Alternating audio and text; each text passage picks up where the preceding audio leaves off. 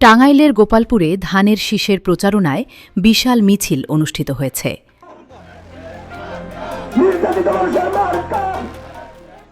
আসন্ন জাতীয় সংসদ নির্বাচনকে সামনে রেখে মঙ্গলবার গোপালপুর উপজেলায় বিএনপি মনোনীত প্রার্থী অ্যাডভোকেট আব্দুস সালাম পিন্টুর পক্ষে এই মিছিল বের করা হয়।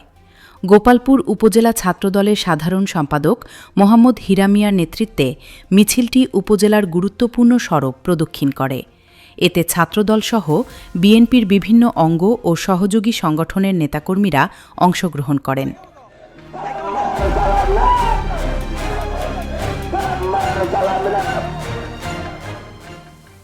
মিছিল চলাকালে অংশগ্রহণকারীরা ধানের শীষ প্রতীকের পক্ষে বিভিন্ন স্লোগান দেন এবং অ্যাডভোকেট আব্দুস সালাম পিন্টুকে বিজয়ী করার আহ্বান জানান। নেতাকর্মীদের মধ্যে নির্বাচনকে কেন্দ্র করে ব্যাপক উৎসাহ ও উদ্দীপনা লক্ষ্য করা যায়।